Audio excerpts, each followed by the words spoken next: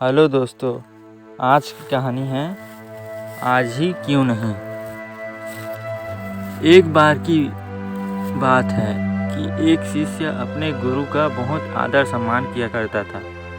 गुरु भी अपने शिष्य से बहुत स्नेह करते थे, लेकिन वह शिष्य अपने अध्ययन के प्रति आलसी और स्वभाव से दीर्घसूत्री था।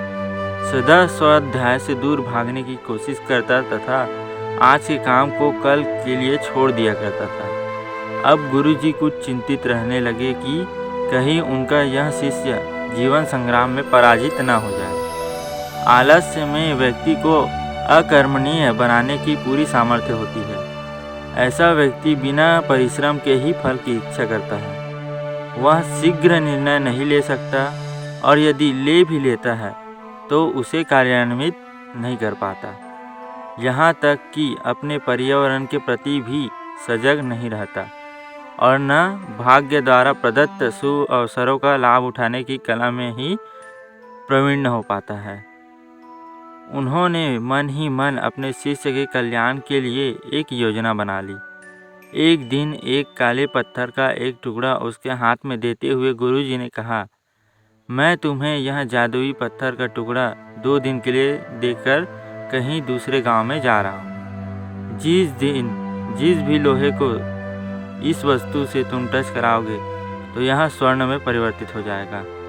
पर याद रहे कि दूसरे दिन सूर्यास्त के पश्चात मैं इसे तुमसे वापस ले लूँगा।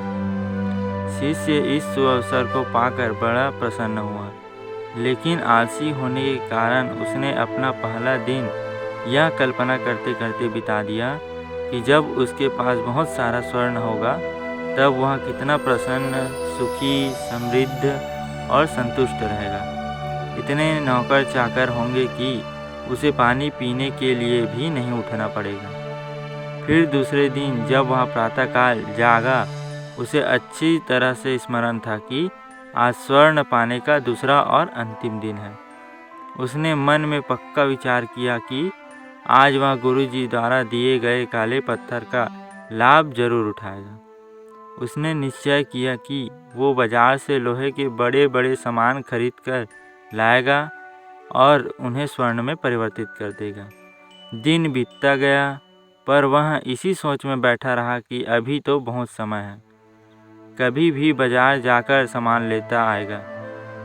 उसने सोचा कि अब तो दोपहर का भोजन करने के पश्चात ही सामान लेने निकलूँगा। पर भोजन करने के बाद उसे विश्राम करने की आदत थी और उसने बजाय उठ के मेहनत करने की थोड़ी देर आराम करना उचित समझा। पर आलस्य से परिपूर्ण उसका शरीर नींद की गहराइयों में खो गया और जब वो उठा तो सूर्यास्त होने को था। अब वह जल्दी जल्दी बाजार की तरफ भागने लगा, पर रास्ते में ही उसे गुरुजी मिल गए।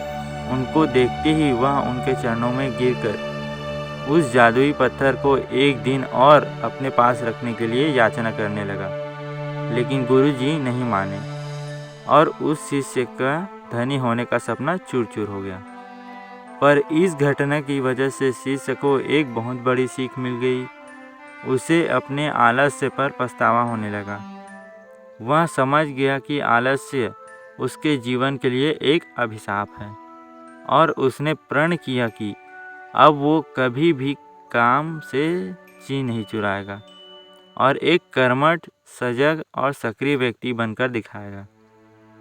मित्रों, जीवन में हर किसी को एक से बढ़कर एक अवसर मिलते हैं, पर कई लोग इन्हें बस अपने आलस्य के कारण गंवा देते हैं। इसलिए मैं यही कहना चाहता हूँ कि यदि आप सफल, सुखी, भाग्यशाली, धनी और महान बनना चाहते हैं तो आलस्य और दीर्घसूत्रता को त्याग कर अपने अंदर विवेक, कष्ट साध्य श्रम और सतत जागरूकता जैसे गुणों का विकसित कीजिए। और जब कभी आपके मन में किसी आवश्यक काम को टालने का विचार आए तो स्वयं से एक प्रश्न कीजिएगा, आज ही क्यों नहीं।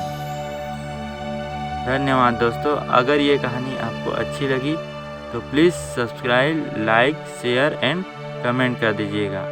धन्यवाद।